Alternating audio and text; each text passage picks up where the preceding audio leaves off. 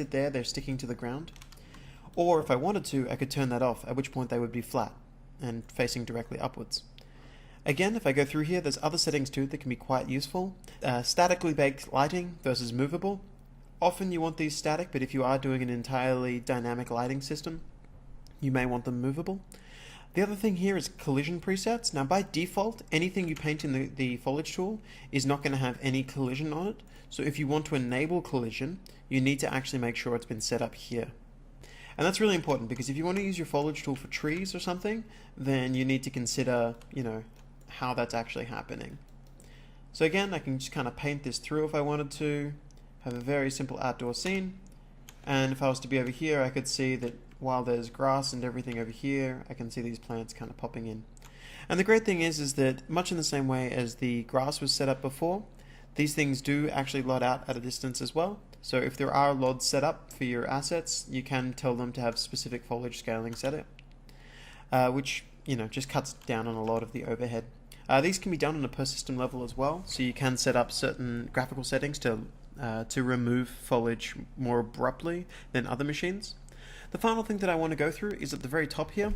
So at the moment this has been told Landscape Static Mesh BSP, which means that if I was to drop a mesh into the game itself, so if I was to get this mesh for instance and make it quite large,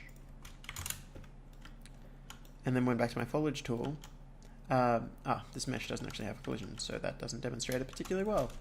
If I was to get a mesh that had collision, I'd be able to currently paint onto it if my foliage tool had static mesh checked. If I uncheck these, it'll only do landscape painting. So I can actually use the foliage tool to paint onto different meshes and stuff like that. So if I have like a walkway set up, I might want to use the foliage tool to spread various clutter and grime and whatnot across the top of it, whereas if I disable it, it's only going to adhere to the landscapes, which is quite often what you actually really want to have happening. So it's a reasonably variable tool. Keep in mind that it's always accessible to you. And from here, we're now going to actually start building a map itself. So something that's going to actually be the arena for the player to have.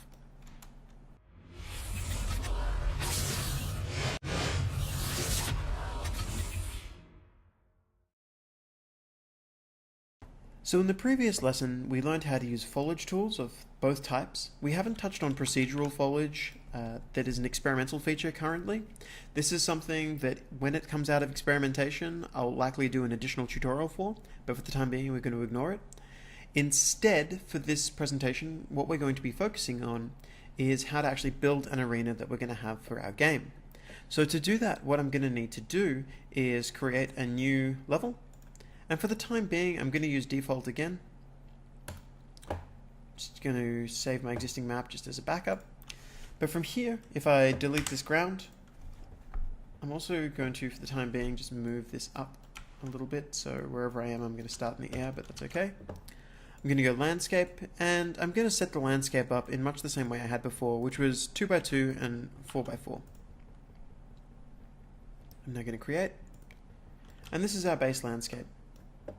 So for this, we're going to have a basic arena that exists in this area with the landscape kind of pushing up towards the edges. So how do we do that? I'm going to go sculpt, and I'm going to set this up to be a standard sculpt with quite a large brush. And I'm just going to paint this around the edges. So everything's going to kind of push back into this. Now that I've done this though, and I've got my basic area set up, I'm going to quickly go and set my light source to be movable so that we can more easily see things without those lines. And now I'm going to get my flatten tool. So I'm going to set these up as cliff faces. Again, you're welcome to take your own approach to this section, but it's better to try and adhere generally to the structure that I'm setting up. So now that I've done that, I'm going to set up a flatten tool to kind of have a harder edge across the top. So I'm just going to run through that very quickly. Just want to make sure that everything is at least at this point.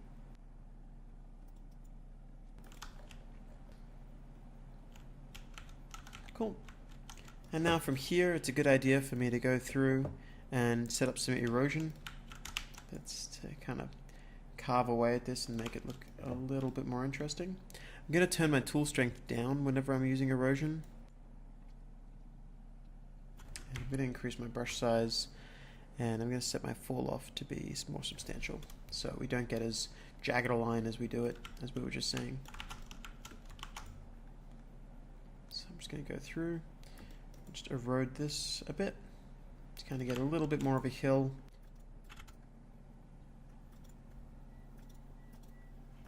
It's also a good idea for me to do a general erosion pass that's kind of following the ground itself, so make sure that it's not perfectly flat. I'm getting some brush strokes kind of becoming a bit too strong there.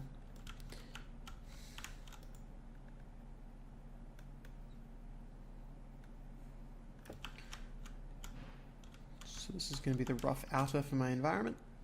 I'm going to grab a couple of areas like this that are kind of nooks, and I'm going to do a hydro erosion pass on them. So from here I'm going to go through and push in for some hydro erosion.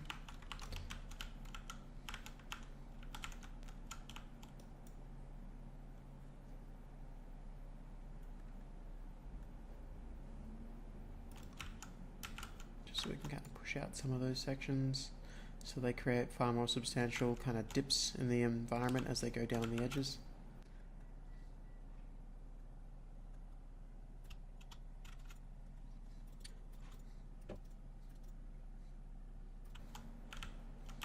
That'll do it for the time being. If you want to do your own thing and kind of break this out further, feel free. Generally what I wanted to do was have a simple flat environment that will be our gameplay area, and some walls kind of along the edges that'll look a bit nicer as we kind of move our camera around, that we'll see as being an area that we can't quite penetrate through.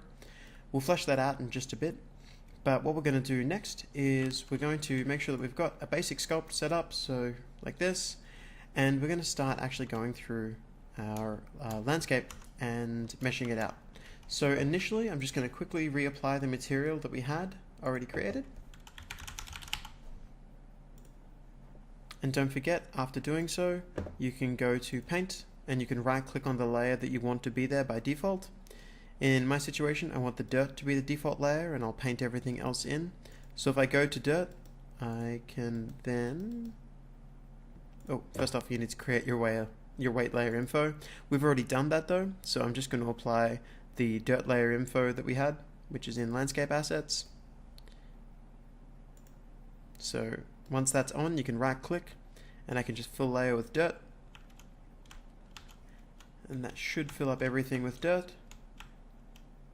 We can see that it's the nice dirt that we created in the previous session, so it's got the tessellation happening as well. From here, what I'm going to do is I'm going to start painting in my grass layer. Because I'm zoomed so far out, the grass isn't actually visible until I pull my camera in. Also, because our strength is quite low, it takes a while for it to kind of get to the point where it's allowing it. So initially I'm going to crank my strength up again and just quickly kind of paint out this area as being grassy.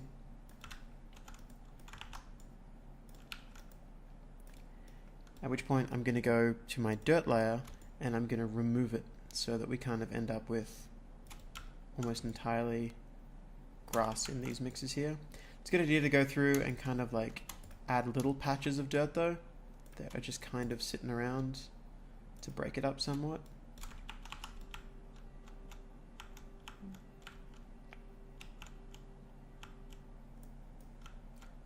So given our camera is going to be typically around this height, I think this will work reasonably well.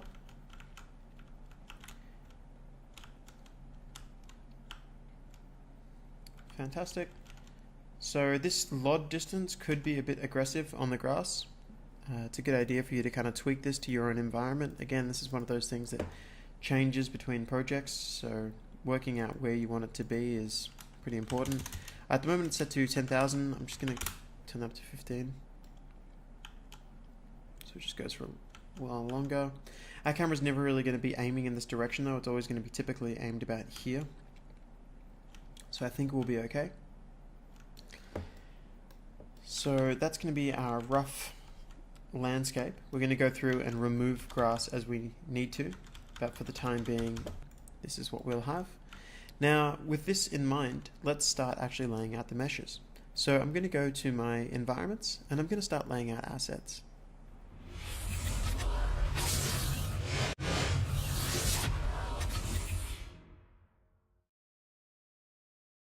So we're going to go to environments, and then we're going to open that up, and we're going to look through what we have here.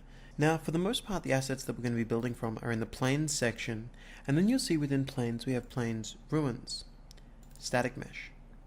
So I'm going to go back to my place mode, or hit Shift 1, and ideally whenever I do this kind of stuff, I want to have a good idea of what I'm going to be creating, but also a good center point.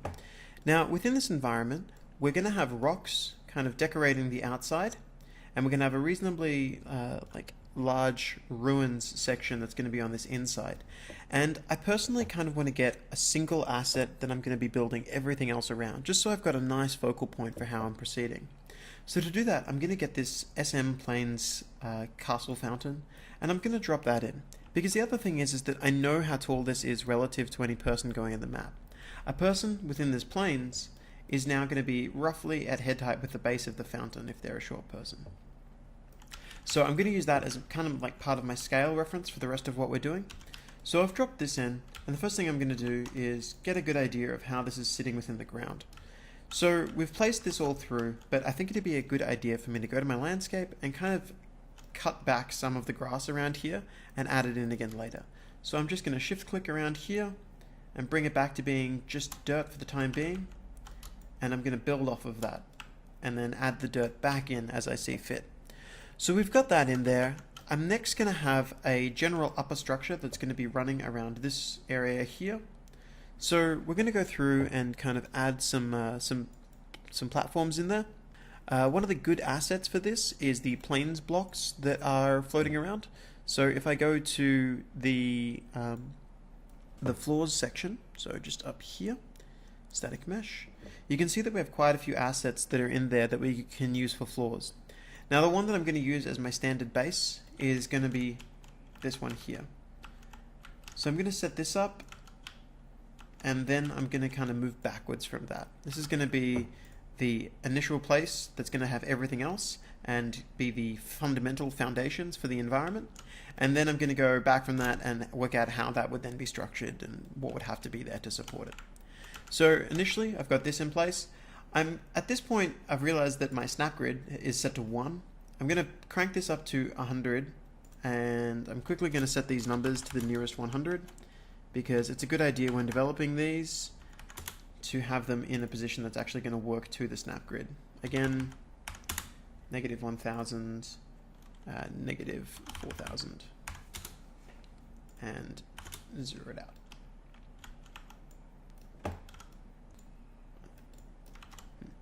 Okay, negative 30 is probably okay for that one. So we've got this, we've got our basic environment set up. Now we've got to work out how we want this to be placed. Now essentially these blocks are going to be kind of built around the outside. However, we do have a bit of an issue with this asset, and I'll show you what that is. If I look at this asset, I can actually see that its approximate size is 772 by 772 by 126. Now I can live with a height of 126, that's fine, but 772 is kind of an arbitrary size. Realistically, I want this to be something that actually scales well to a snap grid that I can work with. So I've already run the numbers, and I know that if I multiply it by 1.032, I'm going to end up with something that is going to snap a bit better. You can see here that that's, if I do an alt drag, I know that these blocks are now going to be flush up against one another. Oops, I hit H. I know that these blocks will now be flush up against one another if I do 1.032. So that just gets me to the nearest 100 unit snap grid, which is a good place for me to start. So we've got this asset in, and I'm going to just place a couple of these to form a general perimeter, and then we'll do some staircases to kind of tie them together. Now I think it's a good idea for us to do, say, 5 going up, with a basic square being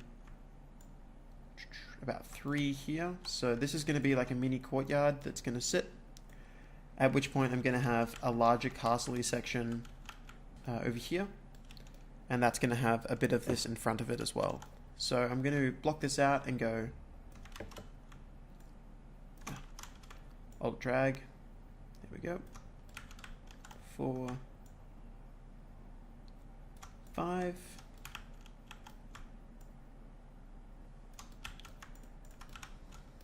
going to drag these across. Now I think as far as the width of this area goes, I'm going to stick to let's have a look at this.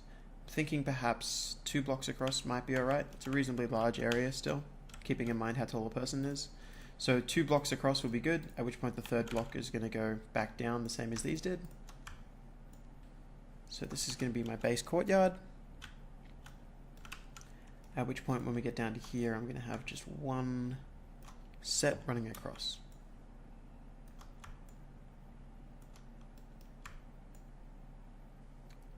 So my environment's going to be kind of based around this. And from here, what we're going to need to do is work out how we want to have players able to cross through the courtyard, where we want certain assets, and how we want to structure this castle that we're building. So I've got this in here as a quick base, but from here, let's look at what else we need to actually do. I think it's a good idea to go ahead and raise these up. So I've clicked on one and I've hit Shift E to select all of the same type. And I'm actually going to push this up by about 1 meter, because I want this to be a reasonably low area. Sorry, a reasonably high area here, but a low area in the middle. And the next thing that I'm going to need to do is I'm going to add a staircase. So the staircase asset is within your floors section. You'll see that we have it just here. And by default, the stairs come up to about there. I'm just going to set the Z height to be about 1.5. So 90 degrees. Now I'm actually okay with these coming a little below the rim, because even though they don't match up flush with it, it'll seem like the next bit there is actually intended to be a bit of a step. If anything, I probably want to lower this down, so I'm going to set my snap to about 10 until we get a bit closer to the ground and what looks like a consistent step height between here, here, here. Seems good. 100. So this is going to be sitting down about... Fountain's going to go up here. Let's do that. Let's get this here. Again, it doesn't matter if you're exactly matching what I'm doing, as long as you're getting a general idea of how I'm getting to that point, so you can create your own variant of it. I'm going to line this up. Now, one thing that we've just encountered is that, again, because this is kind of in an unusual sizing, what's happening is it's not matching up. So this wouldn't be directly across. However, I can get this. I can Alt drag, and then I can right click and hit Transform Mirror on X. At which point they will match up perfectly with one another, and we've created an environment that kind of looks like this. It's at this point that I'm thinking it might be a good idea for us to widen up the area a little bit, so it goes a little bit further on. So I might move these out by 1 tile. So I'm just going to pop it. I believe that's correct. I think this will be a bit nicer. Slightly wider area, but that's okay. And I'll now reposition this to be in the center again. So we've now got a basic area that is going to be set up for this. And now what I need to do is kind of go out and set up some walls to kind of fill in these gaps just here. And there's a whole heap of these walls in the ruins folder, so I'm going to go back to that. Static meshes. And you can see that there's a bunch of different types here. The one that I think is probably going to work the best for us is going to be the bridge wall. So if I type into here, bridge, you can see we've got this. Now when you first drag it in, the pivot point's all the way down there. So it's going to look a little bit unusual. But when you position it correctly, we can start getting something together. So I'm going to initially place this here. I'm going to have this other one over here, and I'm going to have pillars on these corners. So I'm more concerned about where this ends up relative to the staircase itself, rather than where this ends up relative to the corners, because I think it'll be covered by this. So I'm going to drop it down, say 50 units. There we go, pull it out so it touches the edge there. I think that looks nice. Once again, I'm going to control click, go here. Just going to mirror it on the X. I'm going to pull it across.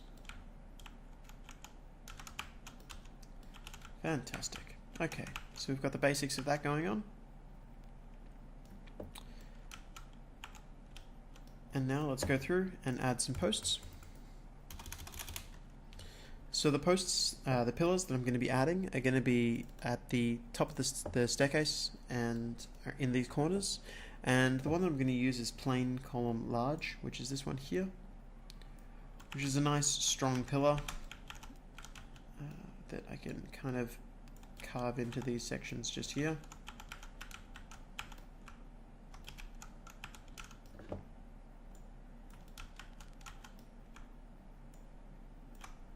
I'm going to flip this on the y-axis.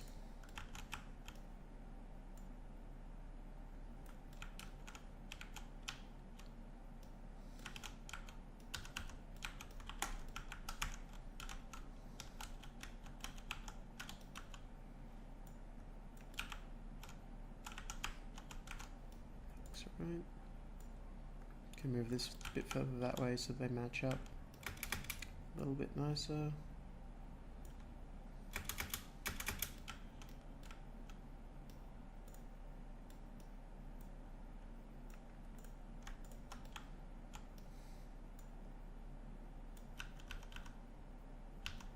So here I can see that my y-axis isn't really working too well for syncing these up, but that's okay. I can modify it just a little bit. Oops, I've got general scaling on, so turn that off. I want to scale this along the x-axis in this case,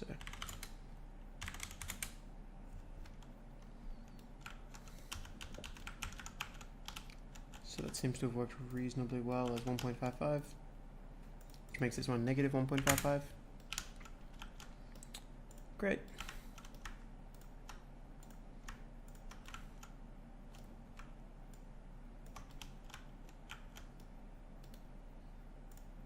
Don't worry about the strong shadows that we're getting right now. We'll be doing a lighting pass reasonably soon.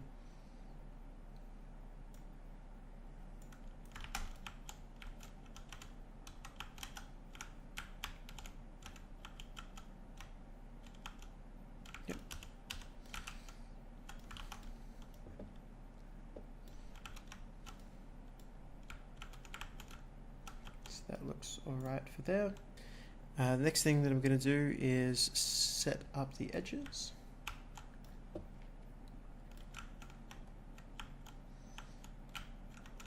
So this is going to involve me kind of having a bit more going on around these areas here. And again, I can go and kind of just use that bridge to form the outskirts all the way from here up and around. Before I go any further on that though, I really want to get this initial groundway in that's going to make up the front section of the castle that we're going to be building. So I'm going to use block 3 as well as block 1. So I'm going to go back to my floors panel for just a second. And I'm going to get the one called block 3. This one. And the reason I'm getting this is if I drag this in, that was a good trick.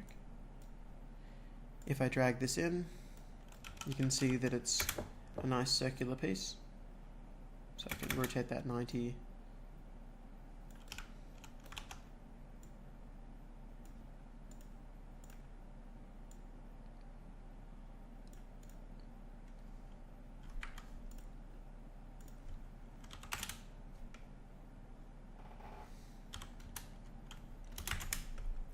Just making sure it's level with the Z height of the rest of it.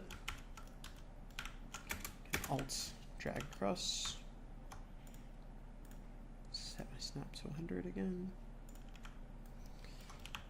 Setting the snaps is just incredibly important. I know it sounds like a tedious thing, but you've really got to make sure you do it.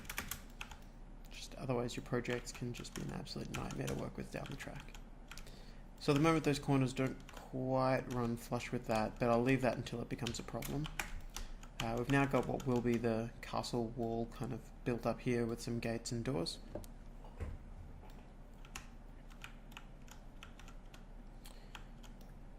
So that's our kind of basics for the layout that will be there. We're just going to keep moving on through each video until the meshing is done.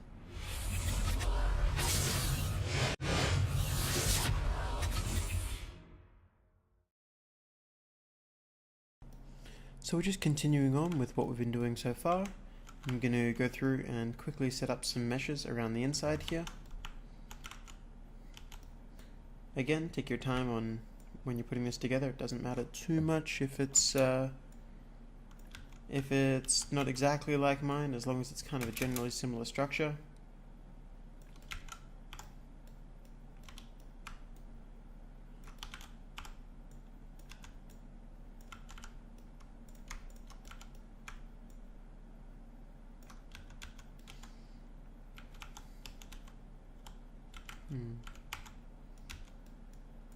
One thing we're getting here is this pillars and this pillar are both kind of showing that these heads don't quite match. Thing here to do would be to just pull these across.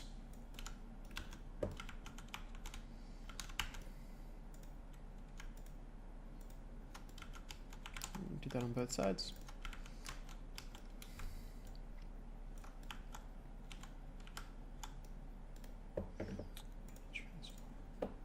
Transform on the Y just in case.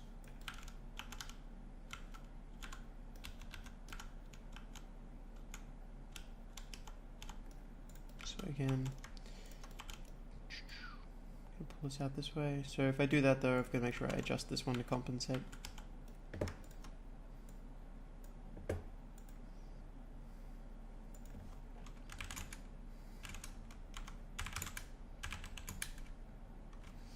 Uh, 1.1 seems sufficient.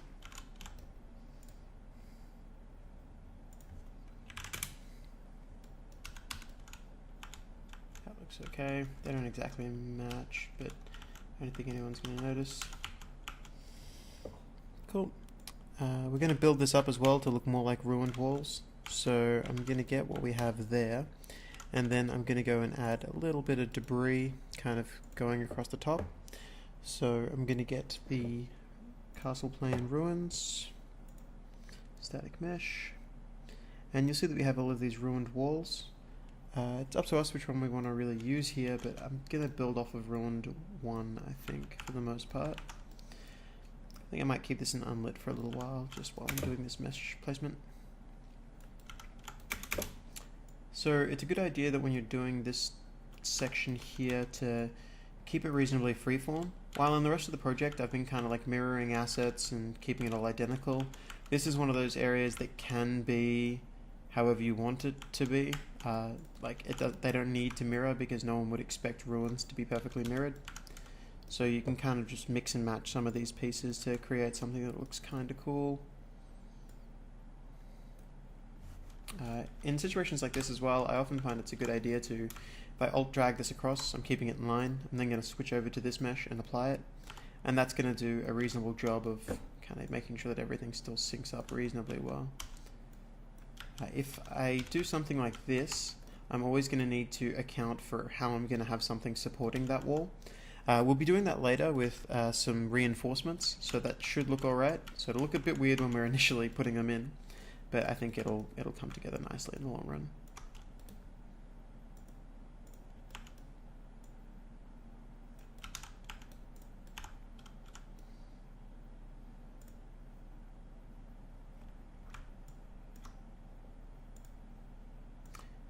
Probably going to keep these here, but still add a piece here so that we have the base kind of extending across.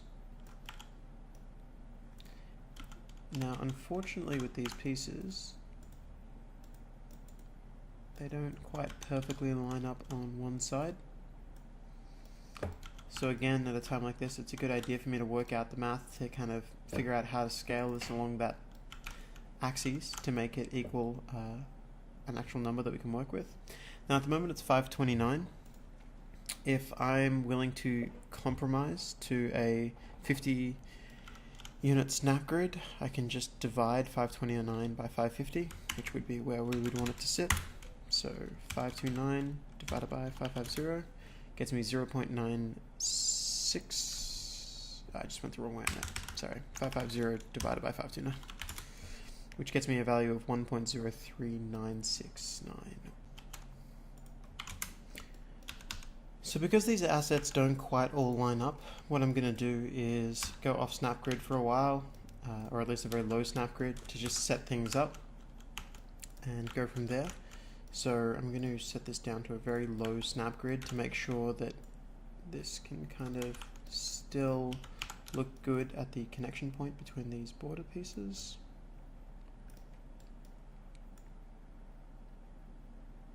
Now in theory, if that connects at that point, we shouldn't see any of the clipping. Yeah, so that still works nicely. I'm going to be a little and hide the issue in the midpoint as well by just putting a statue or something there. So we can have that together. I can get you, for the time being, let's just make you a pillar.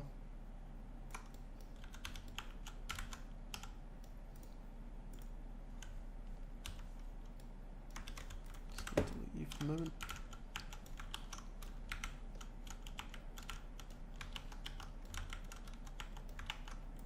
Now I'm just going to drag you across.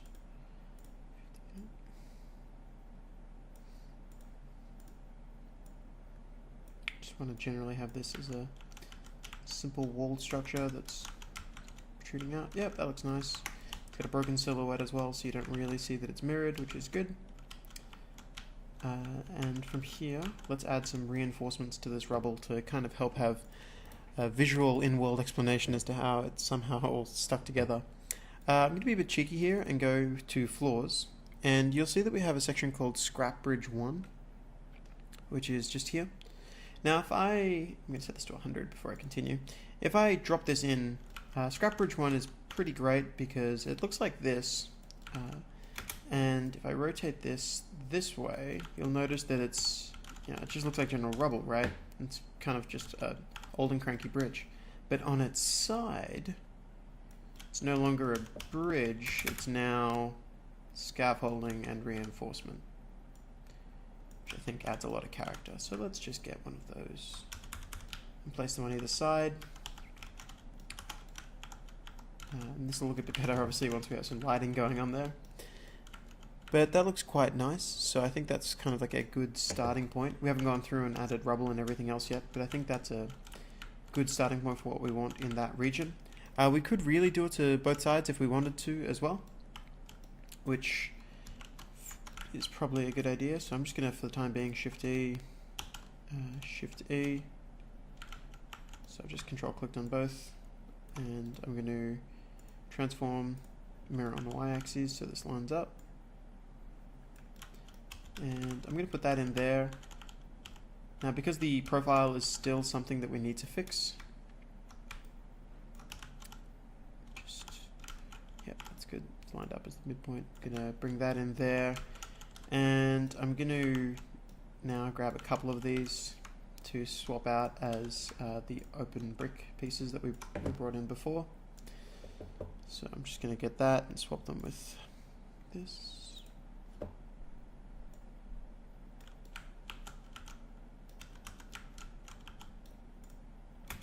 might actually spin you 180 degrees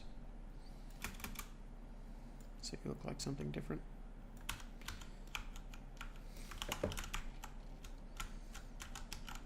Great. So now it looks like there was something more impressive there at some stage. So now that we've got that together, let's go ahead and quickly get some other interesting things happening here. One of the things that I really like to play off of whenever I'm making this is any objects that can cast interesting shadows always make top-down games way prettier. So I think some archways going from here to here on both sides of the bridge would look quite nice.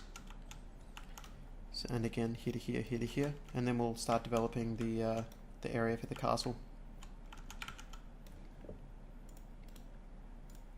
So for the archway, within this ruined section, you can see that we have a couple of different that we can kind of work with here. I think Castle Arch Ruin 1 is probably a good place to start.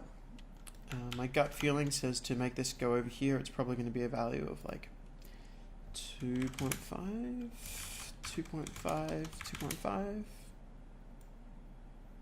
That works reasonably well. So initially I'm just going to get these and just lift them up, just so I can get a general idea of what I'm making. And really what we're going to want is one of these on like either side so we can kind of create that double arch look. I can pull them up a little higher.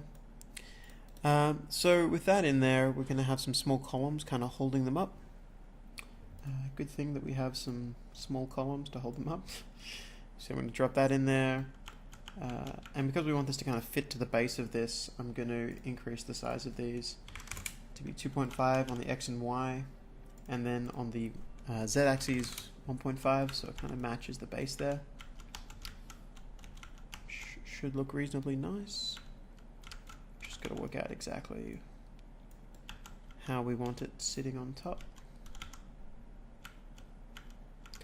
Kind of alt drag one of these across so I can start positioning them together.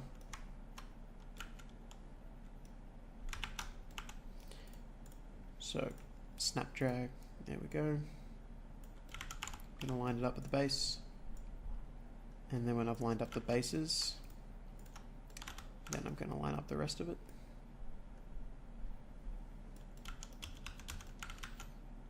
Looks good enough. We can also do some kind of interesting stuff with a structure like this. Have things hanging off it, or whatever else we choose to do. I think that'll look quite nice. But first off, let's quickly pop this on both sides of the staircase.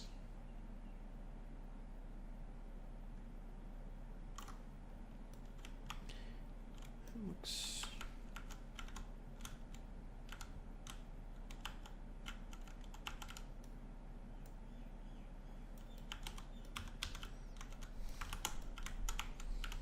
so it's going to cast some nice shadows kind of across the bridge there. I'm going to go through and quickly add some assets to just kind of clutter up. So just pull this in.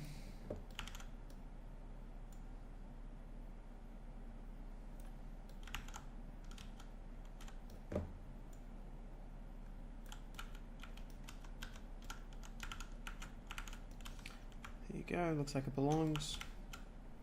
One of the other nice things about doing it this way is because this asset's got a couple of alternates, I could drop this in, and then on this opposing one I could swap it with this variant, which looks like it's broken off, which overall just adds a bit of character. I think there's broken cage as well that we could then put on the ground, have kind of sitting in the rubble. Let's turn them up. That's against there.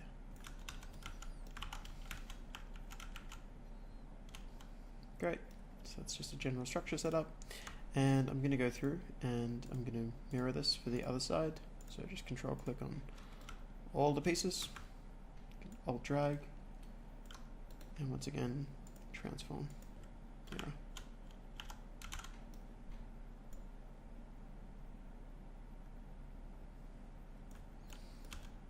Great.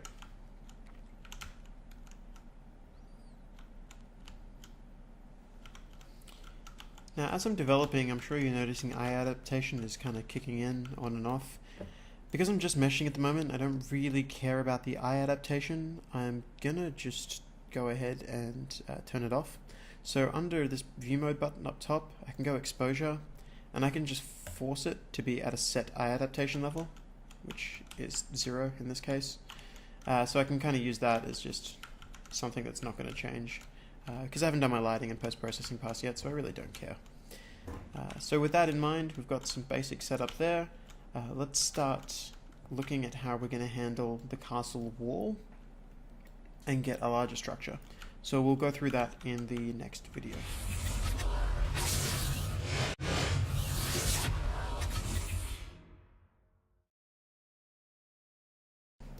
So for the castle wall, we're essentially going to be building a large stone-covered structure that everything else is going to be kind of coming out of. Now there's a few ways that we could do this. To be honest though, the easiest way is going to be set up one giant BSP wall from here to here, and then to kind of build meshes off of that face. So let's do that. I'm going to go to my geometry, and I'm just going to drag in a box, and this is going to be, just get it 100 snap grid, quickest way for me to get this back on grid is to delete that and re-add it. So I want this to be positioned at the halfway mark, so that as I kind of build from it, we extend. So the halfway mark is there, yep. And this is going to be positioned around here, with everything else kind of building up from it. I'm going to go do geometry editing mode, and I'm literally going to pull this out to here. And this to here. And now I'm just going to build straight upwards. And this material is going to be set to the ruins plane material. So I'm going to go back to place mode, ruins, and I'm going to set this to be the stone wall. Now initially when I apply it, we're going to get that, which is obviously quite ugly. And that's purely because it's tiling across this. So let's change the scale to be something that's a little bit nicer. So if I was to set the scale to lower, it's going to get smaller. If I set it to larger number, such as 5, we're going to get something that looks like it's a bit more at home, which is probably a good start. Now, I think it's a good move here for us to design one half and then mirror it, and then go through and break it and then make it no longer look entirely mirrored. But we essentially want to develop this to be, at least in its early stages, looking like it was at some stage a nice match for the pieces. So the first thing there is going to be, I'm going to start setting up the railings around these curves. And after I've done the railings around the curves, I'm going to start setting up just doorway meshes and stuff like that along this wall. So static meshes, I know there's a curved railing already, and it's called SM Plains Castle Railing, but I can just type in the word rail. Now the one that I'm going to be adding here is going to be the 45. For those of you who are astute, you'll notice that this is not a 45-degree curve, but rather a 90-degree one. So if I just put that there initially, it needs to come down even further. Snap grid.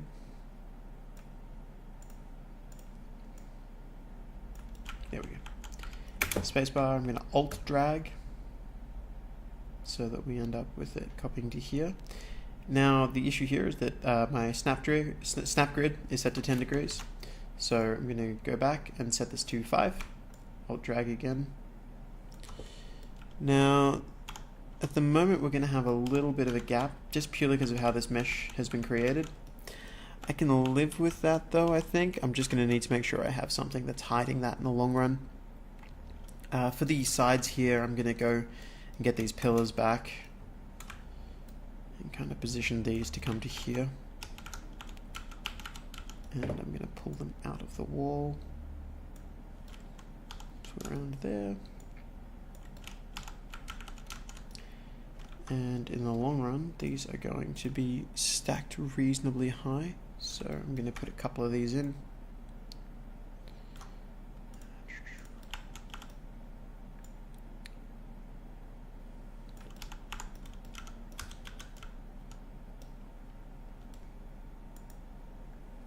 Yeah, that looks okay. So ideally I'm going to build a cliff face around this section, which should look quite nice, but I'm going to hold off on that for the minute and just get the wall together and then build the cliffs around the wall.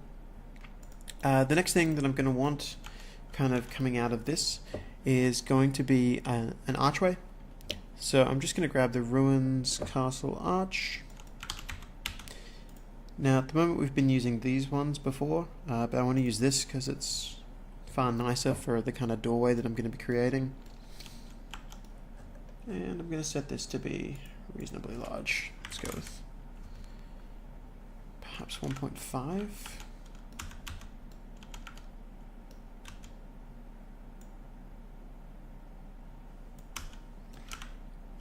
That looks good.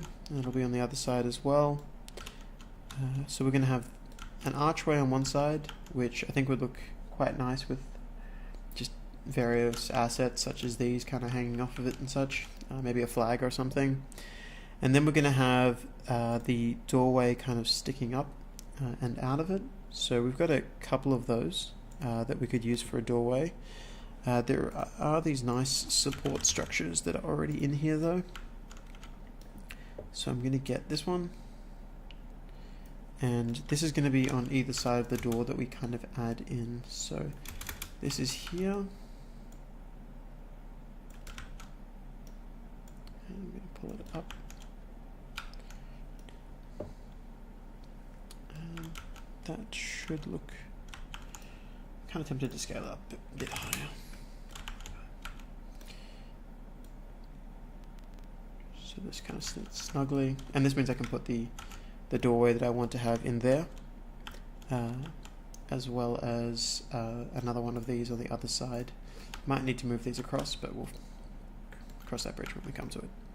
So for the main doorway, the door I'm going to drop in is again going to be an arch. And the arch I'm going to use is this one here. It's a little bit smaller, which means when I scale it up it won't quite go as high.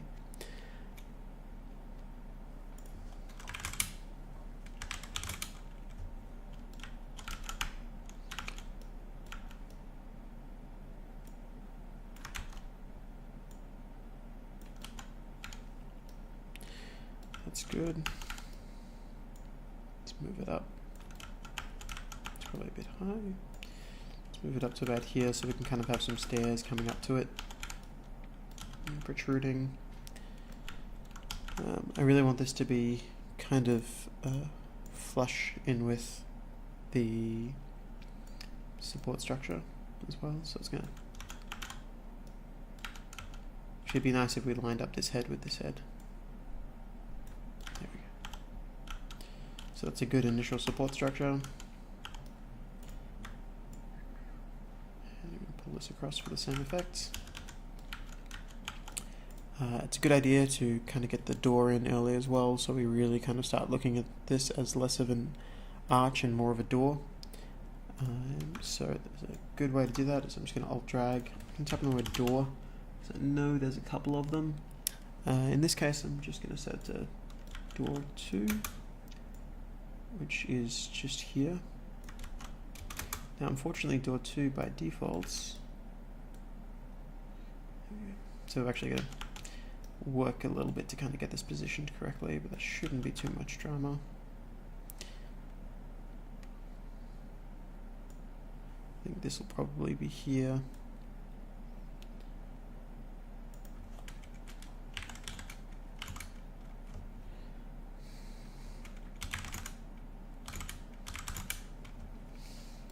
Because this door is never opening as well, it doesn't matter if it doesn't perfectly match.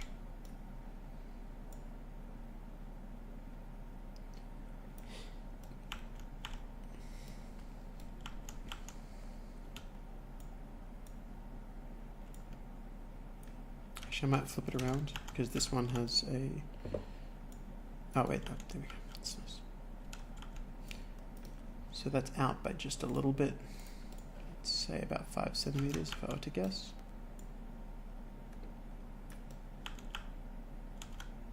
Yeah, that now goes up to the top. And that'll be our door. So from here we're going to need a little bit of a platform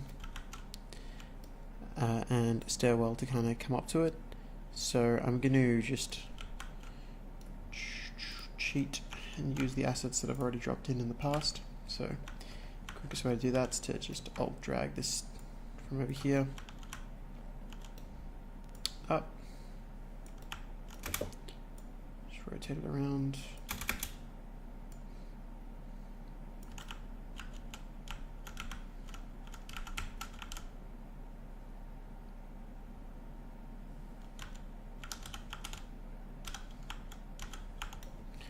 And now I want this to go from the line on this pillar, so it looks like a good natural point,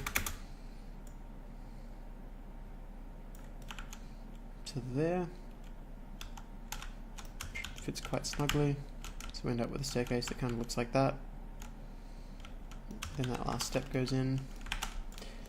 There's a couple of ways we could handle this. If we wanted to, I could boost the height of this just by a little bit.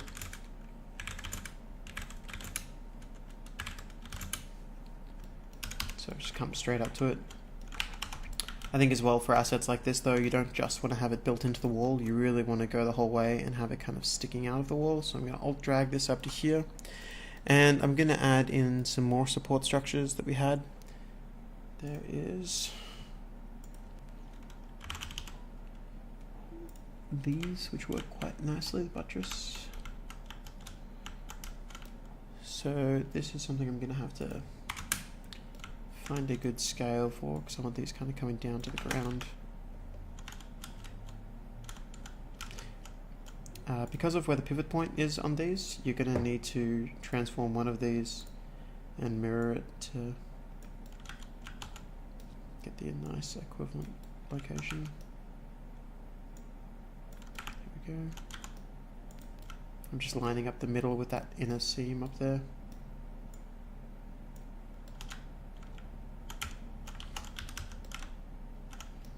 I think it looks reasonably good as a starting point. I think I'm going to do is pull this closer into the wall, so it's a bit more decorative. And this is going to come up flush against it, same way I did here, so slightly encroaching, just pull it across to there. So ideally we want to have some sort of statue or something kind of coming up this middle section as well, which means that it's a good idea for me to move everything we've just done across. So just control clicking on everything, and I'm just going to shift it across just a bit so that we've got some room to have something in that middle area without it really getting in the way. I might as well just actually bring this all the way over to the point that it touches that wall there, which means that as you come up you'd be able to go into there. Cool, so that's it for setting up the first part of the wall. We'll move into the second in just a moment.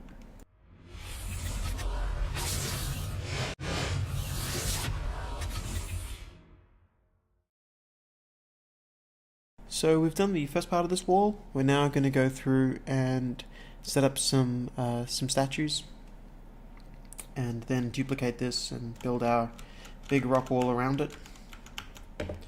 So the easiest way for us to do this is, because we want statues, we go down to statues, and there's this folder just here that we can work from. I'm going to get this, and this is going to kind of look like this large entryway piece that we're going to have. So if I get this character and I scale it up to say, oops, I really want to do a uniform scale here, so select that. Kind of coming up along there. Since I know this asset is kind of centered, I'm going to move this support base back and build it off of the top of that. So I've dragged that back. Fortunately, the pivot point isn't centered. That's okay. Let's set this to be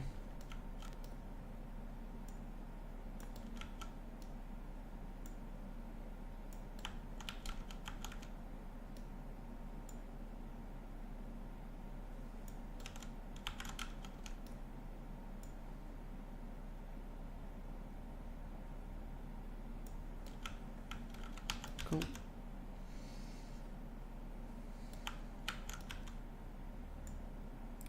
Probably go all the way down to that one, and then have this come up as the decorative base that sits atop it.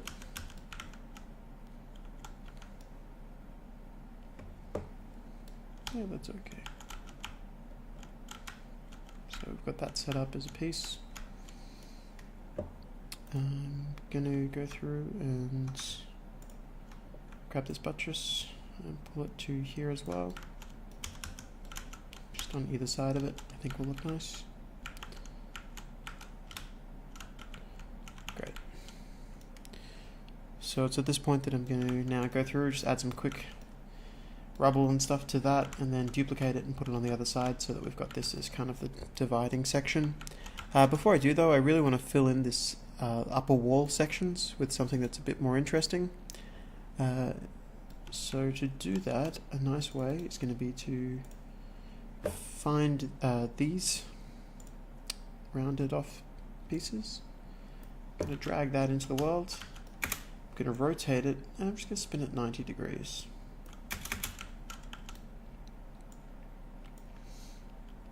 Next thing I'm going to do is increase it to about 1.5 and pull it right back into the wall, just enough that it will cast a shadow. And I can now do an Alt. Now I rotated it then, but unfortunately you can see where the pivot point is, and it caused that. But that's alright. We can do what we have been doing, right? Alt drag across, right click, transform, mirror X, and then we connect it up. Now, ideally I want to kind of have this going across the top, because I think that'll look quite nice if that connects the whole way through. Now this will eventually be covered in rock for a section of this, so instead of finding somewhere to line them up, like as far as the outer walls are going to go, I'm going to have this dipping into here so that it looks like it was meant to line up with that doorway beneath. And I'm going to need to do something to fix that seam that's running along it too. That's a couple of ways to handle that.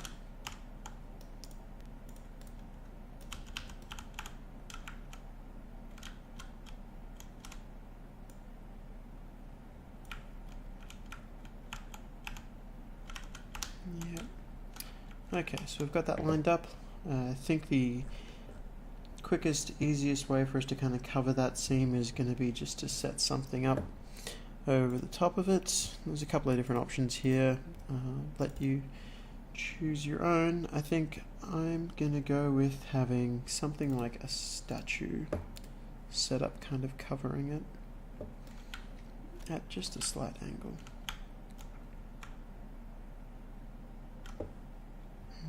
Don't know what is. Let's get this asset.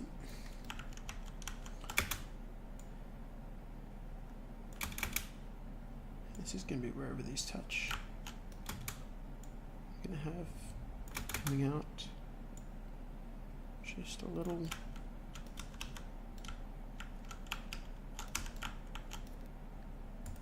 Switch to local and just pull it forward so for the wings. And then I'm going to set up a structure under it. And because these are right above here as well, it should look alright.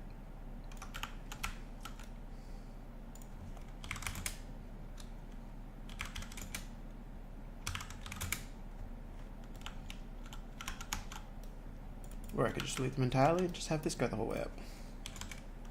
That works. Scale to a value of 3, perfectly covers that. I'll drag across.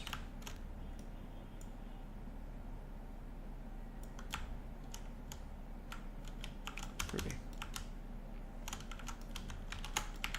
Now we end up with that structure instead. And it looks intentional, so that's good. And from here, it's a good idea for us to kind of do something similar on the stage up from it, so have some more kind of intricate meshing going on directly above it. So I'm going to get this, and I'm going to once again just turn it up in size. 2 seems good.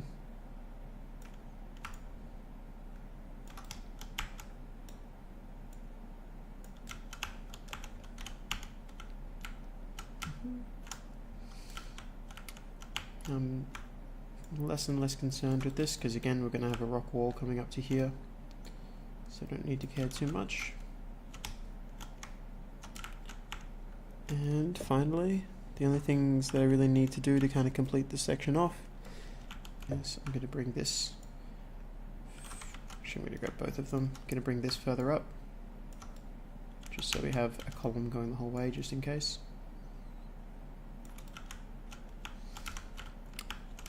And now I have the fun job of selecting all of this and duplicating and moving it across. Actually, just before I do, I'm going to add some of these, just finding content browser. I'm going to add some of these to the pillars, and I'm going to add some flags as well. So if I drag this in,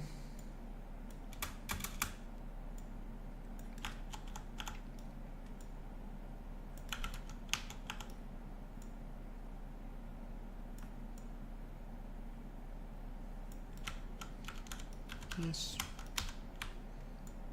I'll put another one over here.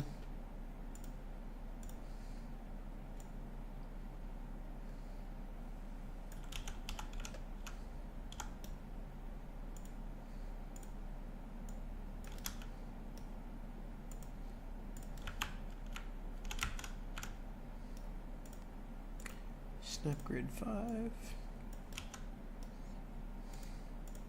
Great. Just a little bit going on there. And as well as that, I wouldn't mind dropping in that flag that is in the earth section. I'm just going to click on content, do search for flag. And the one that I'm going to drag in is just going to be here. So I want to put a flag that's kind of just blowing in the wind here.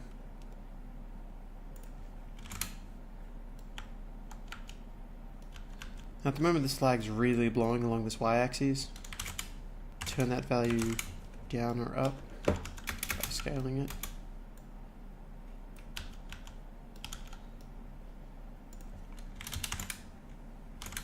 Oh wait, no, it's being done with that shader. Okay, cool. So just a little bit of the flag going there, which works reasonably well. I'm going to put one of those on either side.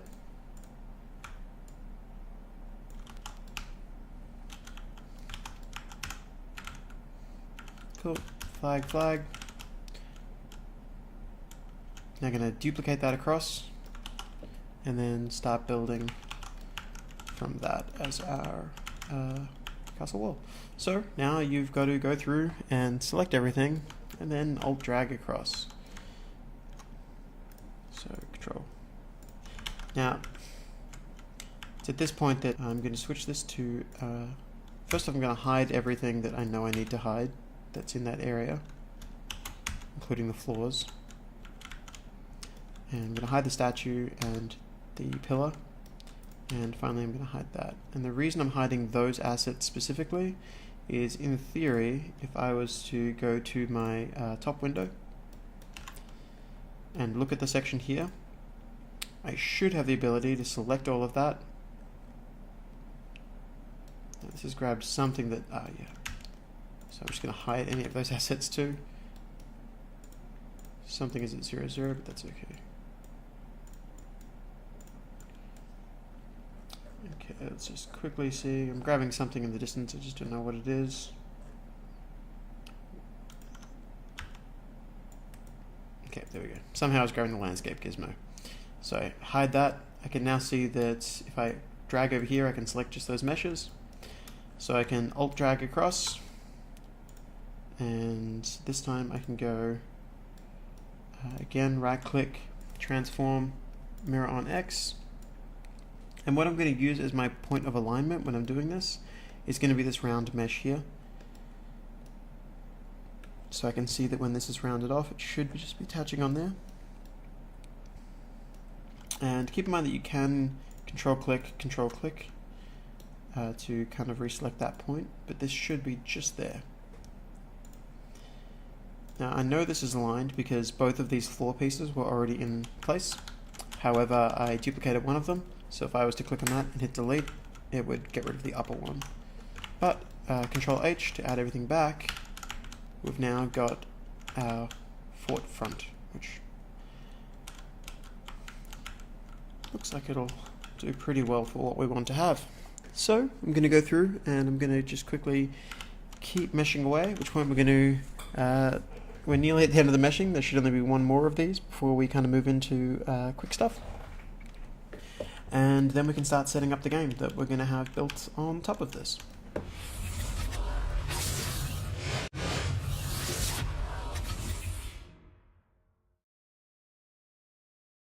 It's time to start building the rest of the natural environment around the map that we've built so far. I'm going to lay out the rocks, and then once I've got that arena laid out, I'm going to focus on doing this interior section and completing it. But first off, let's get the rocks in. So I'm going to go to Env Planes Organic, Static Mesh, and you can see we have a couple of rock meshes that we can kind of play with here. I think Plains Large Rock is going to be a good first starting point. Now, this is 2000 tries, so it's not too bad on performance, but you still don't want to go too crazy with it. I'm going to bump the size of this up to be a uniform 4 scaling, and I'm just going to place it snugly along this pillar here. Now this is just going to be a first pass, so I don't expect anything that we do here to be final, but I'm going to place this on either side. I'm going to go into unlit mode with Alt 3.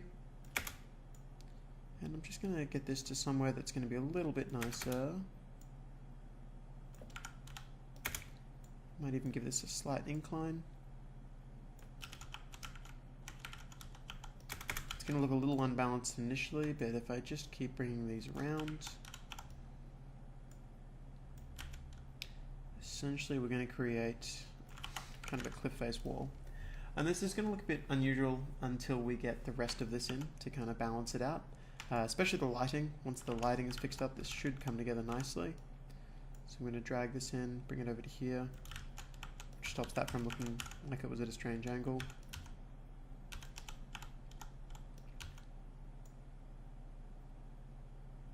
But I can still put that there. Yep. And I'm just going to go through really quickly and do some larger block versions. So I'm going to switch this over from 4x4 to 8x8, and I'm just going to. It's a good time here, I think, to look at it this way. I'm going to hit Control 1, and now whenever I hit 1, I can go back to it. I'm going to look this way, Control 2. I'm going to put the camera potentially about here, which is the menu glory shot that we'll have. So Control 3.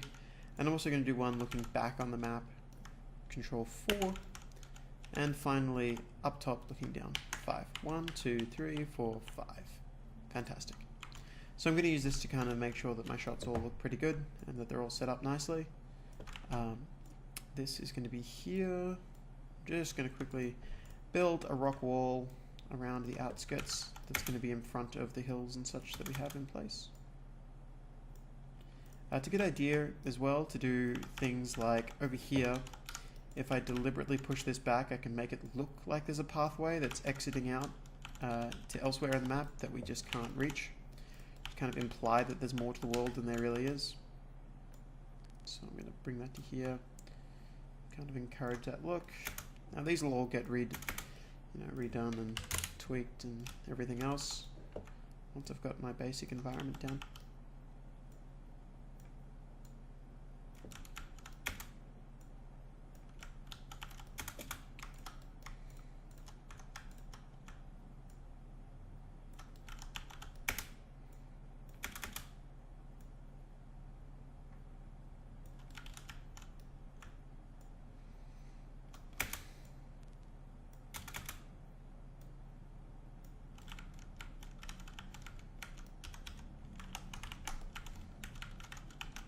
Cool. I just wanted to get a rough idea of how this was going to look when these were in there. And we're all set up nicely. Might even be a good idea for me to kind of pull this section here back all the way up to here. Kind of again imply something. If we had time, I'd probably dedicate that to kind of building some nice visuals over there as well, like a lake or something.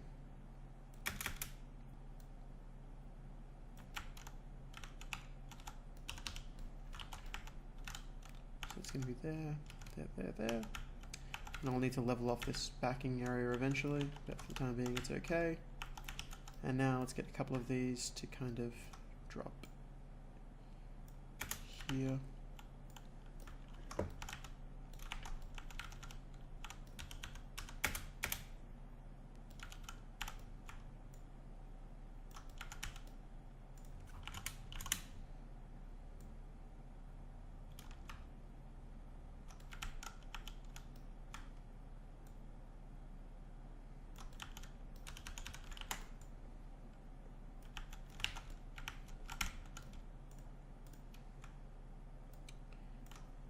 few of these are going to sit even further back.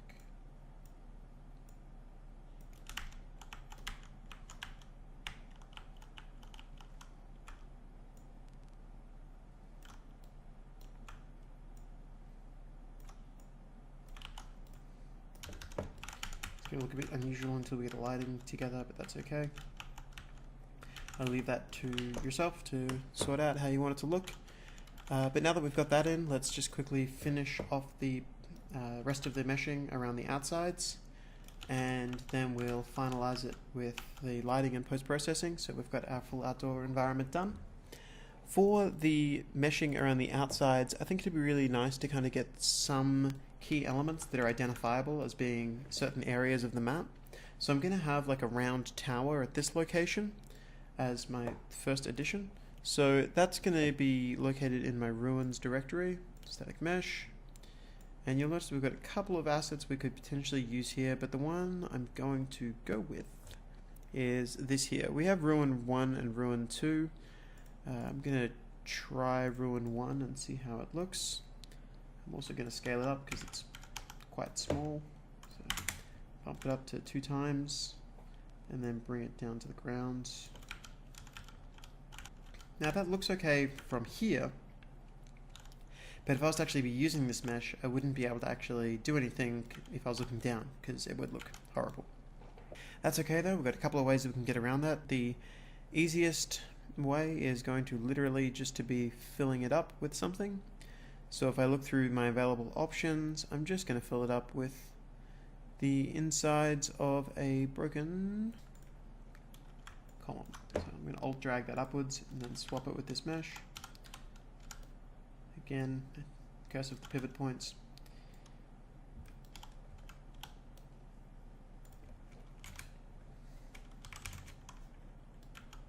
Times like this, it's a good idea to actually do this from the top down. Hit F to find it, and I can just kind of size this up. Even if this has a couple of little gaps, players won't notice that. So put that in there. And if they see that, they'll just see that rubble there, which makes it look a lot nicer. So we've got that in place. Now I'm going to go through and get these busted broken walls and drag them out to the outskirts here as well. It'd be a good idea to consider having the broken wall on top as a layer again with this here. It's up to you how you want to proceed. I don't mind just doing this for the time being and seeing how it looks, but if you do want more detail, don't be afraid to go through and add layers to the walling that we're putting in at the moment. So I'm going to put this to here. I'm actually going to scale this up to be, say, 2 times. And I'm going to drop that to about there so that I know that I'm definitely covering up that area there. And now I'm just going to go through, and as before, make sure we've got something set up. And I'm going to here, transform, mirror X. And at the ends, I'm going to hide up everything that we've got with some sort of pillar, so I'm not too concerned. Might be a good idea for me to move this to here, if anything, and extend this out just a little bit further. Oops. So that's a 2.5.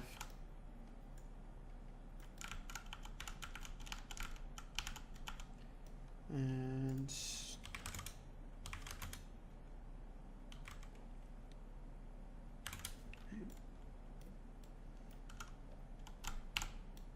bit of a gap there, so 2.38.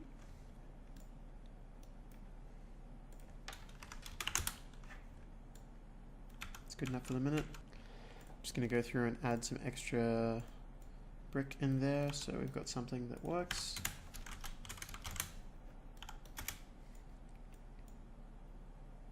So 90-degree rotation.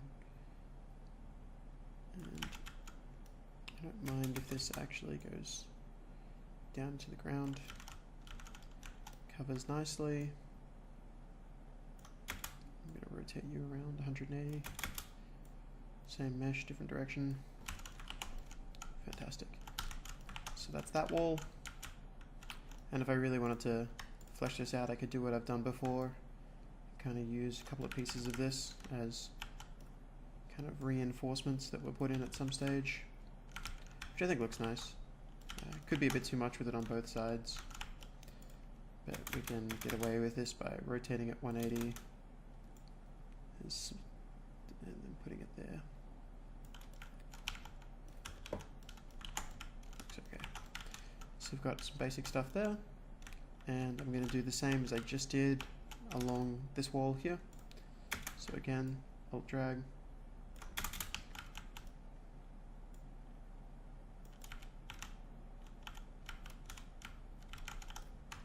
And I'm just going to head down the wall, doing what I've been doing.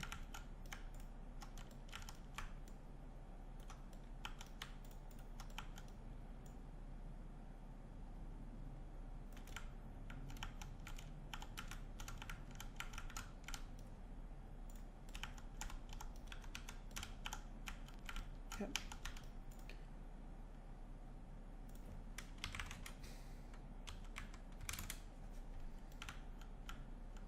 Great.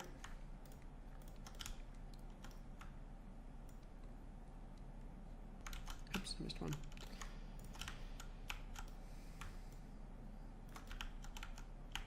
So I've just alt dragged that across.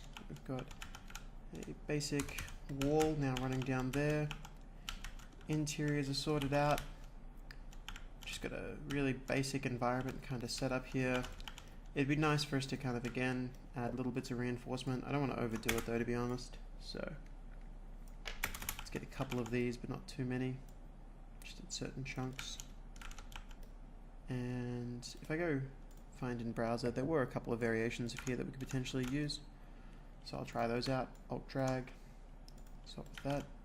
So that's a smaller piece. I could have that all the way up to here, which goes over the top nicely.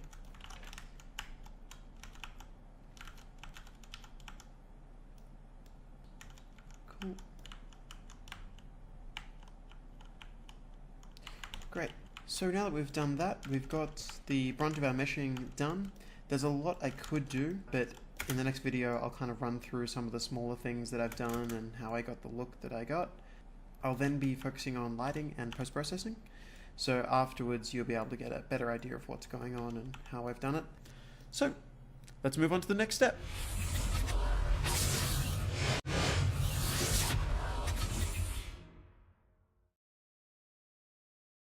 So this is going to be an accelerated video that you're just going to see me adding in the extra props around the map to make sure that we've really got all those finishing touches and everything looks good. So don't feel like you have to follow along. We've got enough of the map made that when we actually go on to develop it, we should be fine. But if you do want to follow along, you can at least see how I did everything. Here we go.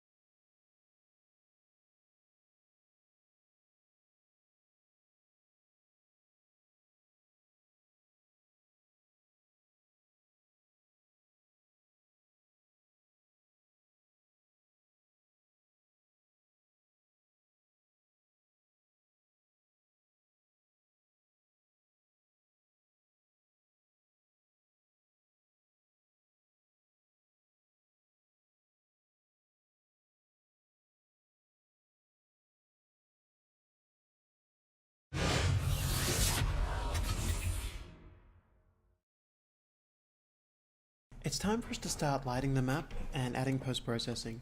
Now, I'm going to warn you ahead of time that when we're doing the initial lighting, it's probably going to seem like it's starting off. And the reason for this is that I really am probably going to be tuning most of this through the post-processing rather than the lighting itself. So don't be too scared when you see that happening. Now, the first step is going to be to go and get a light mass importance volume and drop it into the scene.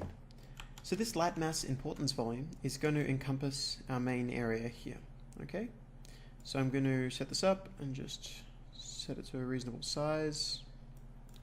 33,000 seems good.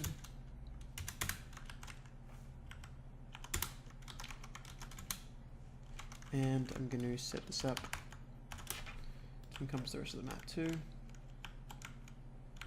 Might be a little big, but it's probably alright.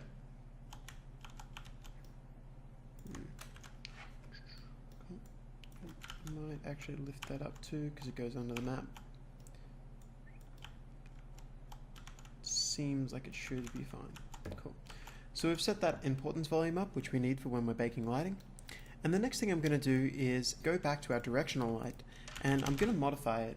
Realistically, we actually want stationary in this setup. Now, the current lighting is set to 3.1, but I actually want this to be significantly brighter for its direct light because I really want to have a strong contrast between what's there and then the shadows themselves. Now, at the moment, these shadows are pure black. They have no environmental lighting kind of bouncing back into them. But don't stress, we'll fix that up in just a moment. Initially though, I'm going to set this up to a value of about 10, potentially go a little bit higher if I wanted to, push up to 11, see how that looks in a little bit. And I'm then going to go and set the sun up to be in a good location. At the moment it's over there, but I'd really like it to kind of be shining down and casting strong shadows over the map. So I'm going to grab it and I'm going to rotate it around. Now, let's get it about, I'm going to put it about there. Now, one thing that's happening at the moment is when I look around the map, notice that the sun still seems like it's over there. That's because I'm going to delete the skybox, and instead the sun's light is now coming from the atmospheric fog that we have in the map, which has the ability to determine where the directional light is and sort out the sun's projection from there. I don't actually really want a skybox since most of the time we're going to be looking down or at severe angles, so I'm not too fussed. If I wanted to, I could adjust the skybox to compensate for it, but it's really just not necessary in this case. So I'm going to place this around to about here. I really want to be trying to push out those shadows wherever I can though. Now this is going to look a little weird at first, as I mentioned, but I think once we kind of get the skylight in, it'll start coming together. So the final angle that I've got is, it's going to be one of those things I'm going to adjust a bunch of times. Ah, there we go. Actually, that looks quite nice with it kind of popping up over there. I might change the severity of the angle to kind of start creeping in a bit, so it just is hitting the side of the statue. And now how far can I push it that way? Okay, cool. So my values ended up being over here, -10, -50, -156. Use your own values as well though, it doesn't matter too much. So we've got this in place. The next thing I'm going to do is add a skylight. And when I drop the skylight in, you'll notice that the world looks substantially better. Now the skylight is just adding in that ambient lighting. You'll notice that everywhere that we had shadows, the skylight's now compensating for. I'm going to place this up here so it's a bit easier for me to find. And at the moment the skylight, I'm going to leave it be because any of the values that I touch here, I'm going to want to have compensated for with my post-processing. So default's probably okay. Instead I'm going to go back to my light source and start tweaking this a little bit. Now the light color at the moment is a pure white. I'm actually again happy to leave that for the time being until I adjust the post-process. It's going to be one of those things that's going to go through a little bit of an iteration before I find something right, but for the time being it's okay. I'm going to scroll down and I'm going to start looking at the light shafts. Now one of the things that I like to do is make sure that any camera angles that are kind of going to be in these kind of areas or just general hero shots, I want to make sure that they're going to look quite nice with how their light shafts work. So I'm going to enable light shaft occlusion, and I'm also going to enable light shaft bloom. So you'll notice that kicked in immediately. And if I was to see this as my camera passed between them, you can see that the light shafts are being projected there. Now this is really just for those smaller elements if we do any sequencer type of events that are showing off the map to make sure they're all set up. Again, this is one of those things where if the sun was down, you'd have a far more prominent light shaft, but it all depends on the effect that you're really after. So I'm going to leave that where it is. And I've got some basic light shafts set up now, so I'm going to go down and keep setting up some of the features. Now one of the things that's really important for outdoor maps is cascading shadow maps. So I'm going to set these up. Now a cascaded shadow map, you should remember from the ArcViz demo, it's essentially a nice dynamic shadow that's being cast where on top of the existing baked shadows. So I'm going to turn this value up initially to be a distance of, just as a test, I'm going to go 3000, and I'm going to keep the rest defaults and again come back and tweak them after my first lighting bake. So light source and skylight are both pretty much set for just a quick pass. It wouldn't be a bad idea for me to later go back and add some trees, but I didn't want to do that until we'd done a lighting pass so I could figure out where they would look nice. But I think we're okay for the time being. And now I'm going to do a quick build. So again, if you missed it, one of the important steps was making sure that your light source was set to stationary rather than movable, which is what I developed with. So go on and hit build and come back to the presentation when it's all built. So our first build of lighting has now come through, and we can see that it looks substantially different. This first build is looking a lot nicer though, and we can see that the bounce lights all kind of come in. It's not as blue as it first seemed. As I said, when you first add your lights in, it's very easy to kind of start compensating before you've actually seen the final result, and that can be a really damaging thing, so you've got to be careful not to do that. I'm going to go through and add some post-processing to the scene though, and start to kind of develop what I want to be the final look. So to add a post-process volume, I just need to go to here and type in post and drop that in. Now remember there's this button that says unbound that we used earlier, which essentially applies it whether you're in the volume or not. It just applies it to the whole world. So I'm going to set it to unbound. And I'm now going to go through and just start setting up my, my post-process volume. The first thing that I'm going to tinker with on this is going to be under settings, white balance. Now at the moment our white balance is set to 6500, so that is standard white temp. But you'll notice that if we tweak the white balance, we can kind of change the overall lighting in the scene. And this is why I said I didn't really want to touch the lighting color from the light itself. I wanted to kind of tweak it a little bit through the post-process.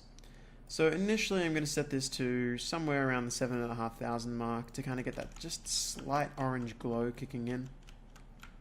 So 7,800 seems pretty good. A little bit of an orange look to it, which is nice. So that's good. I'm going to start with that. At which point I'm going to go through and I'm going to start setting up the ambient occlusion, because that's the next one that really kind of ties everything together nicely. So I'm going to go to the AO and let's set that up. Now currently the AO intensity is set to 0.5. I actually want pretty intense AO. You can see the scene between 0 and 1 here. One of the reasons that I really want to crank up the AO is these assets, while they're quite nice, they don't blend together particularly well. And that's largely because they are mobile assets that have been made to be, super efficient, and one of those things means low poly counts and materials that don't allow me to really paint into them and stuff like that. So I personally think it's a good idea to turn up your ambient occlusion intensity so I can kind of start darkening up these gaps and kind of hiding some of what we would see there as an issue. So I've set that up to 1. I'm also going to go to radius, and I'm going to enable radius in world space, which means the AO is calculated as far as world space distance rather than screen space. So this radius that I have, I'm actually going to turn down to about 100, which is starting to work a little bit nicer. You can see it really filling in there. Again, off, on, off, on. And now that we've done that, I'm also going to tweak the power, which is the contrast, and the bias. So the bias, I'm going to lower a bit. So if this was a high bias, you'd see that we have very tight AO that quickly changes the fall off. but if I go a very low bias, it kind of goes from here and blurs out into the asset itself. So in this case, I think a bias, I might even go around 2.5 just to kind of pull it in a bit, but still spread it around those main walls. I really want to make sure that this facade looks quite nice from the AO as well. So that's set up, and that seems okay. The next thing I'm going to change is the global illumination. So this is the indirect lighting color that we can start tweaking, and this allows us to kind of modify these shadows a bit. So if I go to here and I start to set this, you can see that the shadows adopt the color that I'm putting in there. And in this case, I like to go with a bit of a bounce light that seems like it's more from the sun. So I think a slightly orangier color on the bounce lighting is going to look nice.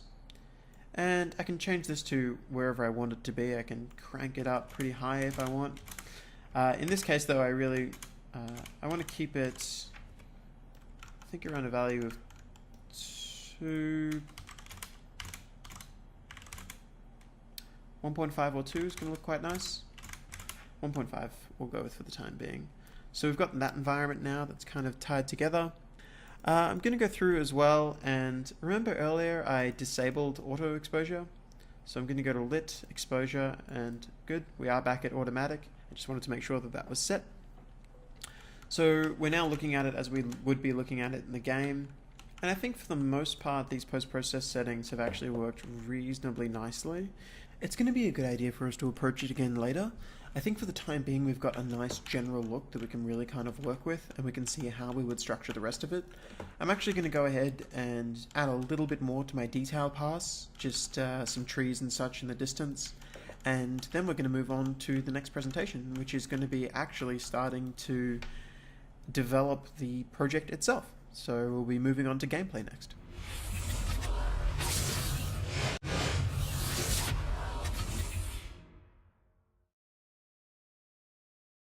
So now that we've created a basic environment, we're going to look at creating an actual game.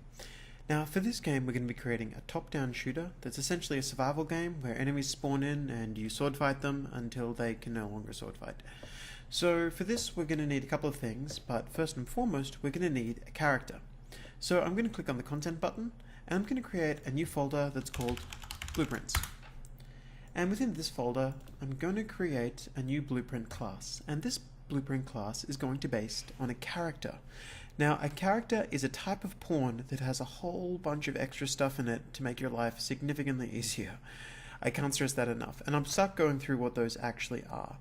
Now, to be clear, a pawn is an actor that can be possessed and receive input from a controller, but a character has the following. So I'm going to call this KG for a knight game, because we're going to be a knight. KG character base. Okay, let's double click on this and let's have a look at what is in the character. So within a character, we have the following. You've got a capsule component, which represents your character's collision. So this is going to be blocking the world, and the base of that is what you're standing on. You've got an arrow component that's used to determine which way forward is in a pinch, in a situation like right now where I clearly have no character. A mesh, which is the skeletal mesh that the character has. So this is going to house information regarding what kind of animations it's using, as well as the skeletal mesh itself, so what it actually looks like. And then finally we have a character movement component, which is an incredibly useful component that's built in that automatically handles a massive chunk of standard bipedal movement. So let's actually get this going, and let's get something up and running quickly. Before I import a character, I'm going to do something that's going to be a little ugly, but that's okay. I'm going to add a static mesh component purely for the sake of us being able to see the character. So don't fret too much about which static mesh you make it, because this will get deleted in no time. For the time being, I'm just going to set it up as something incredibly obvious, so as it moves around I can see it. And I'm going to set it to be this wooden barrel. This is our character. Okay, again, it doesn't really matter what you set it as long as it's something that I can see. Now, the other thing I want you to do is, on this static mesh that you've added, I'm going to just double check, there we go, typed in the word nav, and I'm going to disable can ever affect navigation, because I don't want this box to actually block navigation. So, compile and save, and for the time being, that's all we're actually going to touch. I'm going to get this, and I'm going to drop the KG character base into the map, and it's going to just sit here. And it should be popping up and floating above the ground because the character itself has this section beneath it that is where its legs would normally be. Now, we've added a character into the world, so the next thing that I need to add is some navigation. So I'm going to go to my modes and I'm going to type in nav. And you'll see here that we have nav mesh bounds volume. Now essentially this is a volume that lets me set it up so that anything within it is going to be in a navigable radius. And I'll show you what I mean by that. I've dropped this into the center of the world, okay? And I'm now going to set this to be 5,000 that way, so 5,000 on the X, a little bit bigger than that on the, oh, no, okay, it looks like that's just enough. So 5,000 on the Y, and I'm going to go 500 on the Z. Now, with that in place, I'm going to hit P, and P shows me paths. And you'll see that it's generated this green section over our map. Now what this green section represents is the region that any AI within this environment could theoretically navigate to. So this has gone through and automatically worked out how to get something running around it. And you may be sitting there going, yeah, but how did it work all that out? This is something that we're not going to cover too much today, but in the project settings and then go to navigation system and navigation mesh, you have different settings that you can use for this navigation system to run. And a big chunk of that is actually putting in the defaults so that it knows, oh, there is a small, medium, and large character type in the game, and it works out where large characters can fit, where medium characters can fit, and where small characters can fit. Now, in our situation, we've gone ahead and we've just dropped this into the world, and it's given us our collision. So, what's next? Well, next is going to involve us actually setting this up to have some sort of brain. Now, to do that, what I'm going to do is I'm going to go to my content browser, blueprints, and I'm going to right click and create another new blueprint. And this one is going to be an AI controller. Now, it's not there, it's under all classes. So go to here and I want you to create an AI controller. Okay? Select, and I'm going to call this KG AI controller base. Okay? Now, our AI controller is essentially the brain that pilots the character pawn. So this is going to be the brain that steers the body. Now you may be wondering, well, why do we split the body from the brain? And the reason for that is, I want you to picture this. The controller possesses the pawn, okay? So the controller possesses the character. Now imagine a game where I had a character that could run through the world and jump into a car. Now the character, when it's told to move forward, it moves forward in a certain way. And when the car is told to move forward, it moves forward in its own way. Now what we would do in a situation where I put myself in the car is when I reached the car, I would tell my character to play an animation to get in the seat. At which point I would unpossess my character and I would now possess the car.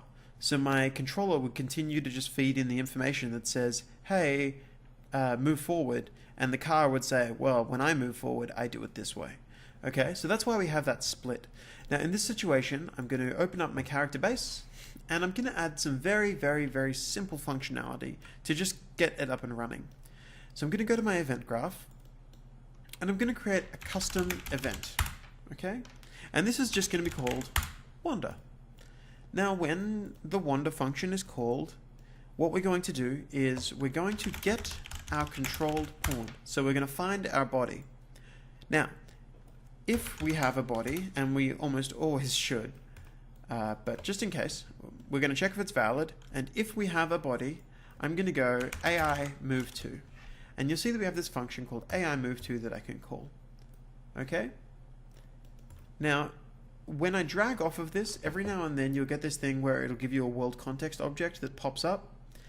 This isn't actually what we want. I want to connect this to the pawn instead. And when I compile, it'll still run fine. Now, if I get the pawn, there's a nice little function whereby I can, first off, get the actor's location, which returns a vector, giving me its location in world space.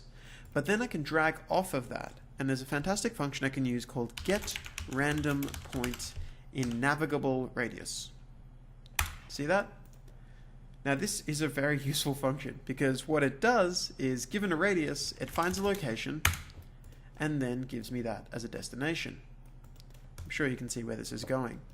So all I need to do now is I'm going to tell this to every 5 seconds wander again, okay? And to do that, all I need to do is I'm going to drag off of this and set timer by event. So when the game first starts up, it's going to wait 5 seconds, and then it's going to call wander after 5 seconds. Now, if I set this to looping, it's now going to call wander every 5 seconds, okay? So this is just a very, very basic thing. Compile, save, and then in my character base, I'm going to go back and I'm going to go class defaults, and I'm going to type in the word controller, and see the setting that says AI controller class? We're going to set that to be a KG AI controller base. Compile, save, okay? Now, we've got our barrel person in the world just over here. I'm now going to go here and click simulate, and I'm going to watch. Now remember, we have 5 seconds before it does anything. Oh, and there it goes. It ran off to that location. And if I give it another 5 seconds, it's going to move to another random location. And after 5 seconds, it'll continue to do the same. Congratulations, you've just created the world's most simple AI. But that's okay, it gives us a foundation to build from. So, coming up next, let's work out how we can actually set this up with some sort of character. Afterwards, we'll start to give it more intelligent behavior, and finally, we'll let ourselves control our character for ourselves. So, let's move on to the next step.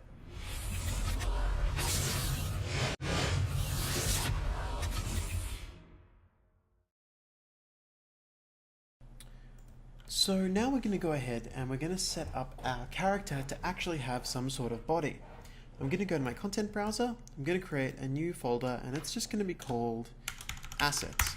And within the assets folder, I'm going to create another new folder called character. Actually, not character, let's call it night. This way we can split things up a little bit.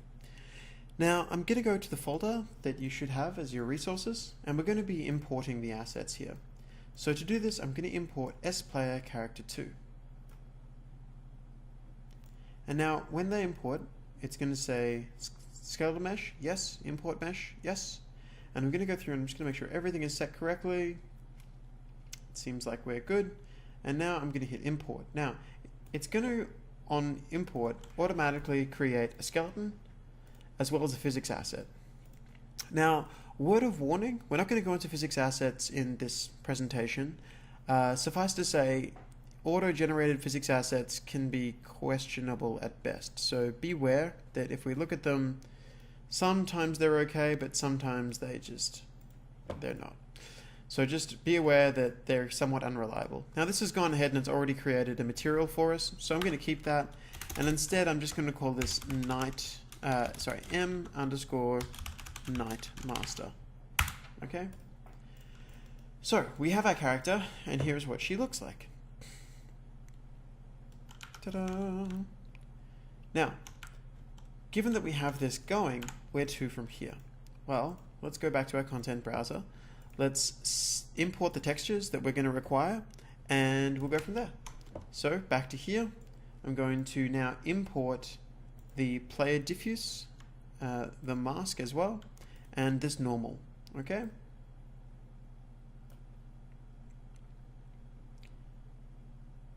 Okay, so here we have the basics of our character. We have the mesh, which is the 3D model itself. We have the physics asset, which represents its simplified collision. We then have the skeleton, which is what we use for the actual animations. So animations are applied to a skeleton, and every character has a skeleton. We then have the diffuse texture, which is the color, masks, which denotes in this case certain regions of the character, and then we have a normal map. Okay? Now in this situation, we're going to set up a very, very basic material for our character. It's nothing too fancy, so I'm going to double click on Night Master, and if I drag this over to here, first off I'm going to delete what's there and I'm going to start anew. Okay?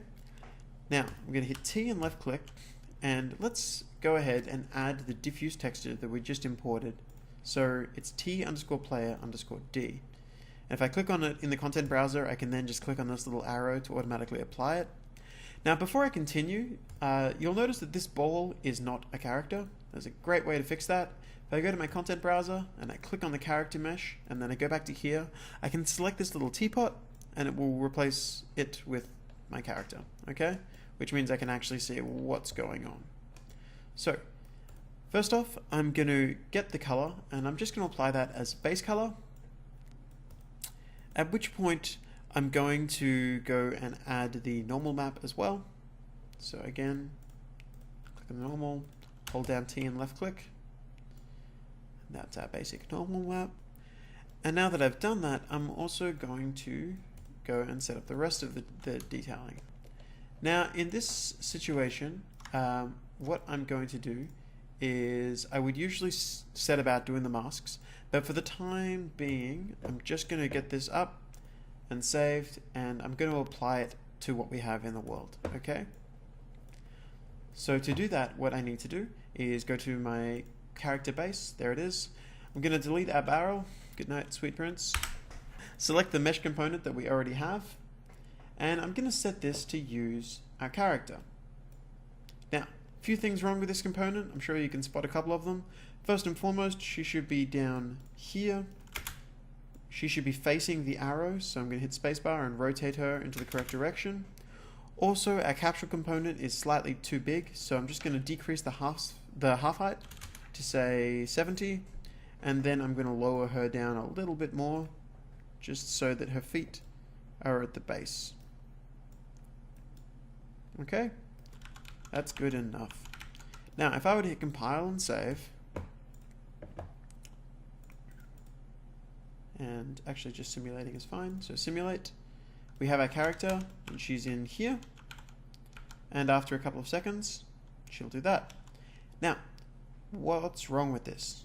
So, the big issue here is quite straightforward, and that is that right now she's not animating. So we need to look at how animation systems work. As well as that, we're also going to need to set up some way to differentiate different players from one another, because I want to use these knights as the enemies as well as the friendlies. So what we can do is we could set up her hairstyle to actually be a different type of character each time. Because see how she has this large brown hair? How about we change that depending on the type of player that it is? So, how do we do that? I'll show you. If I was to hit T, and I was to open up the masks, see we have this T player M that we imported? This is essentially, I'm just going to set it to the color for the time being. If you look at it, you can see that wherever it's black, it's her skin. Wherever it is red, it's the metal.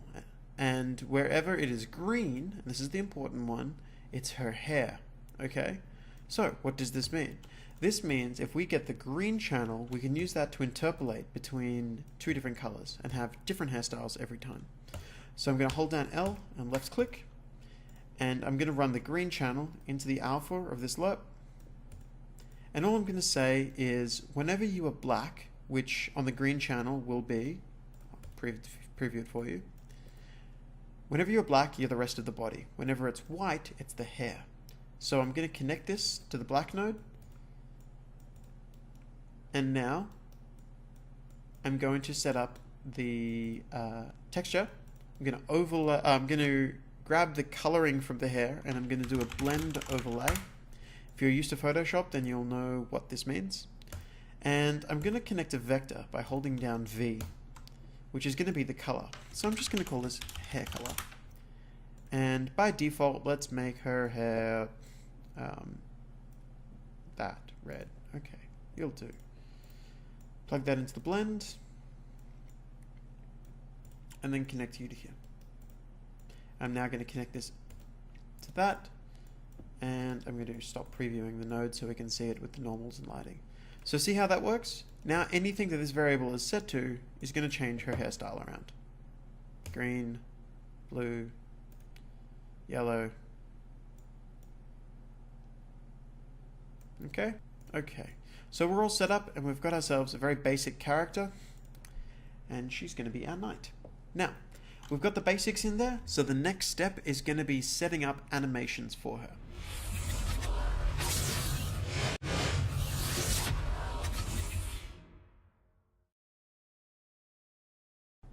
It's time for us to start animating the character. How do we do that?